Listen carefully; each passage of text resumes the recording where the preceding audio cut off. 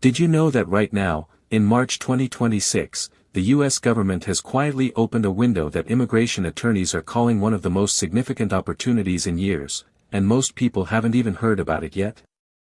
If you or someone you love has been waiting, sometimes for years, to move forward in the immigration process, today's video is especially for you.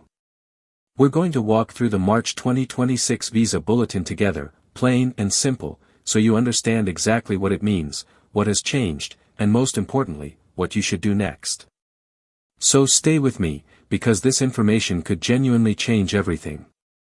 Now, before we get into the details, let me just say this: immigration paperwork can feel like trying to read a foreign language, even when it's written in English. Dates, categories, priority dates, filing charts, it can make your head spin. But here's what I want you to know: you are not alone in feeling that way, and today, we are going to break all of this down together in a way that actually makes sense. Think of me as that trusted friend who happens to know a lot about immigration, someone sitting right across the kitchen table from you, explaining it over a warm cup of coffee. So, what exactly is the Visa Bulletin? Well, every single month, the U.S. State Department releases what they call the Visa Bulletin. It's essentially a calendar of sorts, a guide that tells immigrants and their families which applications can move forward, and which ones still need to wait. It controls the flow of green cards, which are limited in number each year. Think of it like a very long line at a popular restaurant. The Visa Bulletin tells you how far the line has moved and whether you're close enough to finally be seated. Now, here's where March 2026 gets really exciting. The State Department has reported something unusual happening in the background. There have been recent pauses in immigrant visa processing, meaning that for a period of time, fewer visas were being issued than usual. That might sound like bad news, but here's the twist: it actually created a temporary surplus of visa numbers. In simple terms, there are more visa slots available right now than there are people actively using them. And that has caused the dates in the Visa Bulletin to jump forward, sometimes dramatically, for certain categories. Think of it like suddenly finding 10 extra seats open at that crowded restaurant. People who have been waiting in line for a long time are now being waved right in. Let's start with one of the biggest headlines from this month's bulletin. The employment-based second preference category, what immigration professionals call EB-2, for the rest of world group saw a remarkable advancement of 6.5 months. That means the cutoff date jumped all the way forward to October 15, 2024. Now, if you're not deeply familiar with how these dates work, let me explain it in plain terms. The priority date is the date your immigration petition was originally filed. For your application to move forward, that priority date needs to be earlier than whatever cutoff date is listed in that month's bulletin. When the cutoff date jumps forward by 6.5 months, it means a large group of people who were previously stuck waiting can now take action. For many families, this is the moment they've been praying for. And speaking of families waiting, let's talk about India and China, because there are millions of people from both countries navigating the U.S. immigration system, many of whom have been waiting for what feels like a lifetime. For both India and China, March 2026 continues to show modest forward movement in most employment-based categories. It's not as dramatic as the rest of world jump, but movement is movement, and every step forward matters when you've been standing still for so long. One very important detail here, and please listen closely because this is the kind of thing that could save someone a lot of trouble. Right now in March 2026, the filing date for EB-2 India is actually ahead of the filing date for EB-3 India. EB-2 is currently at November 2014, while EB-3 sits at August 2014. Why does that matter?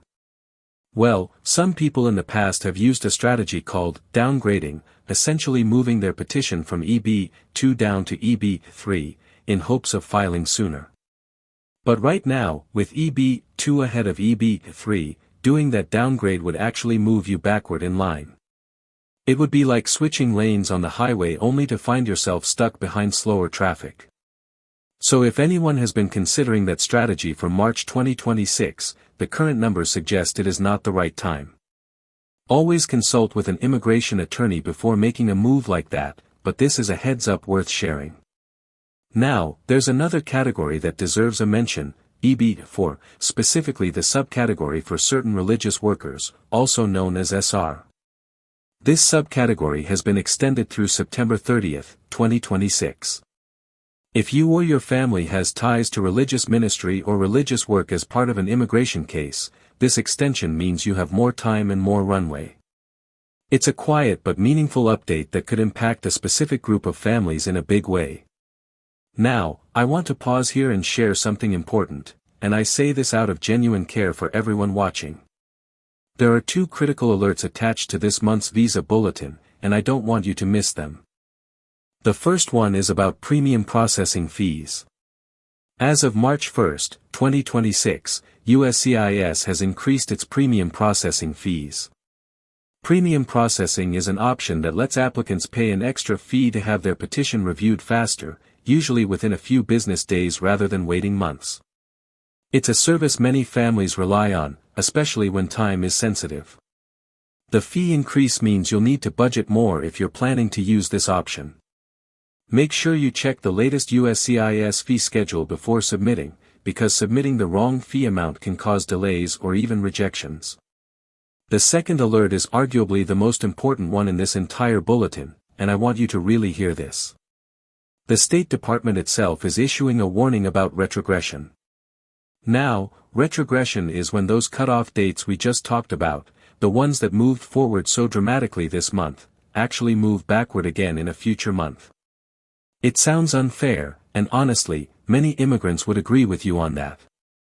But it's part of how the system manages demand. The State Department is being upfront about it. These advancements happened largely because of that temporary surplus of visa numbers. If a large number of people rush to file now, which is very likely, given how much the dates moved, the system could get overwhelmed. And when that happens, later in the fiscal year, potentially by September 2026, those dates could retrogress. They could go backward, leaving people who hadn't yet been called even further behind. It's a sobering reminder that windows in the immigration system don't stay open forever, and acting quickly, with the right guidance, really does matter. And that brings us to one more deeply human issue I want to address, because this one touches the hearts of so many families, the Child Status Protection Act, or CSPA. For years, this law has been a lifeline for immigrant children who were at risk of aging out, meaning turning 21 years old while still waiting in the immigration backlog, which would cause them to lose their place in line as a dependent child. But new guidance released alongside this bulletin is narrowing the protection that CSPA provides. It's particularly impacting Indian families who are stuck in some of the longest backlogs in the entire system. If you have a child who is approaching age 21 and your family is caught in a long waiting period, this is not something to take lightly or push aside. The window to protect your child's status may be smaller than you think, and it is absolutely worth consulting with an immigration attorney right away, not next month, not after you think about it, right away. You know, I think about the families behind all of these numbers and categories, and it reminds me of something my grandmother used to say, waiting is the hardest kind of work. And she was right.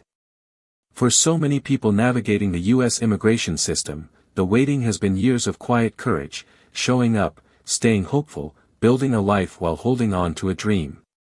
The March 2026 Visa Bulletin, with all its complexity, represents real movement, real hope, and real urgency all at once. And you deserve to understand exactly where you stand.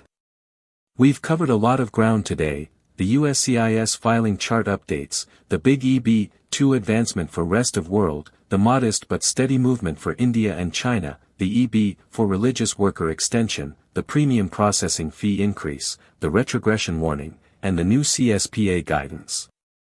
Each of these pieces matters, and together, they paint a full picture of where U.S. immigration stands as we move through early 2026.